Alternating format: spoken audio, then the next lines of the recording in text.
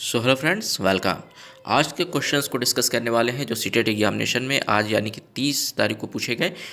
Basically दोस्तों, question आज के लेवल की बात किया जाए तो इजी टू मॉडरेट आप लेवल मान सकते हैं। कुछ क्वेश्चन मॉडरेट लेवल के थे, यानी कि उनको करने के लिए कुछ लोगों को दिक्कतों का सामना करना पड़ा होगा। जो लोग अच्छे से पढ़ करके नहीं गए थे उनकी मैं बात कर रहा हूँ। हालांकि जो पढ़ के गया था वो अच्छा खासा 120 130 तक भी लोग कह रहे हैं कि मतलब नंबर उनके आ जाएंगे। ठीक है, तो आइए चलिए देखते हैं आज के पेपर में कौन कौन से टॉपिक्स पूछे गए।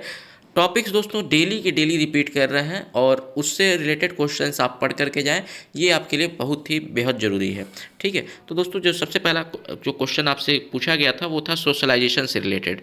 ठीक है, स्किनर थ्योरी से दोस्तों 3 क्वेश्चन आपके पूछे गए थे और थ्योरी रिलेटेड ही था कि निम्न में से कौन सा स्किनर के हिसाब से सही है, कौन सा स्किनर के हिसाब से गलत है। ठीक है, ऐसा कुछ करके था। ठीक, वाइगॉस्टी से आपके दोस्तों आपके लगभग जो है कल्चरल इसके क्वेश्चन पूछे गए थे कि बताइए कि इस मतलब निम्न कल्चर का किसने ऐसे कुछ करके था कि भाई किसने इसका वो किया था। ठीक है, तो डायरेक्ट थ्योरी से भी था ये क्वेश्चन। पियाजे की स्कीमा से क्वेश्चन था। ठीक है, न्यू एजुकेशन पॉलिसी से जैसा कि आपके डेली डेली क्वेश्चन 2 से 3 पूछे जा रहे हैं, तो आज भी 2 क्वेश्चन पूछे गए थे। ठीक है, समावेशी शिक्षा से दोस्तों क्वेश्चन पूछा गया था और आज जो है रेड डेटा बुक के बारे में क्वेश्चन पूछा गया था कि इसमें किस चीज़ मतलब रेड डेटा बुक में क्या होता है या फिर क्या रखा जाता है, ऐसा कुछ था। ठीक है, उसके बाद टाइम जोन से रिलेटेड आज एक क्वेश्चन देखने के लिए मिला जिसमें कि आपको कुछ क्वेश्चन इस प्रकार से था कि कोई बच्चा है जो एग्ज़ाम देने जो है भारत में IST के हिसाब से वो 10 बजे जाता है, सुबह के 10 बजे यानी कि 10 AM पे जाता है। तो उसी टाइम पे दुबई में कितना बज रहा होगा अगर दुबई दिया हुआ था कि इतने दूरी पर है या फिर इतने लैटिट्यूड की दूरी पे है। ऐसे मतलब लैटिट्यूड लॉन्गिट्यूड का कुछ क्वेश्चन आप ज्योग्राफी का इसको मान सकते हैं बेसिकली, बाकी का आपका EVS जो भी है। ठीक है, चलिए उसके बाद आपका दिया हुआ है कि फ्रैक्शन का क्वेश्चन आपसे आया था। आज का जो मैथमेटिक्स का क्वेश्चन था दोस्तों बहुत ही ईजी पेपर था। जो कहा जा रहा है कि भाई मैथमेटिक्स के क्वेश्चन आज बहुत ईजी थे। अगर डेली का एनालिसिस अगर किसी ने देखा होगा तो वो ऐसे ही जो है सारे पेपर क्वेश्चंस को कर लिया होगा। ठीक है, एलजेब्रा के 3 क्वेश्चन आपके पूछे गए थे। भाषा कौशल से भी एक क्वेश्चन था। उसके बाद एक क्वेश्चन पूछा गया था कि अगर एक द्वितीय क्लास का बच्चा या फिर सेकेंड क्लास का बच्चा अपने माँ के साथ पढ़ाई कर रहा है तो वो बताइए किस प्रकार की शिक्षा ले रहा है।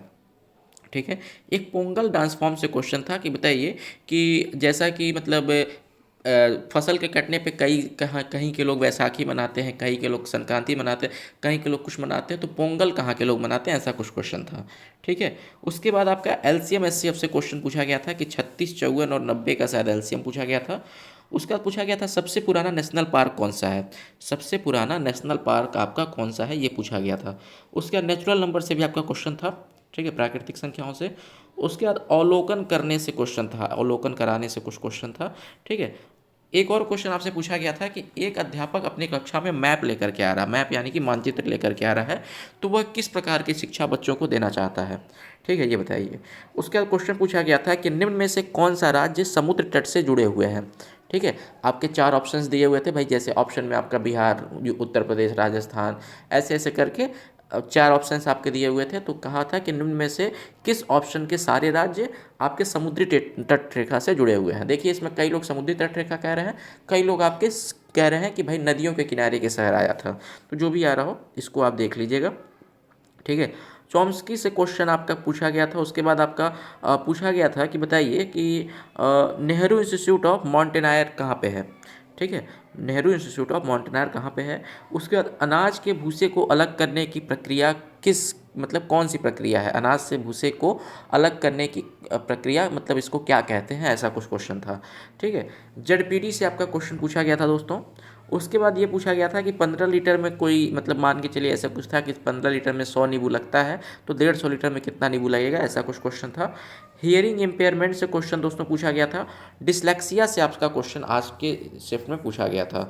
साथ ही साथ आपका क्वेश्चन दोस्तों जो इंग्लिश की बात करें तो इंग्लिश में जो दोस्तों आपके 2 पैसेज पूछे गए थे, लगभग 15 मार्क्स के पैसेज आपके पूछे गए थे।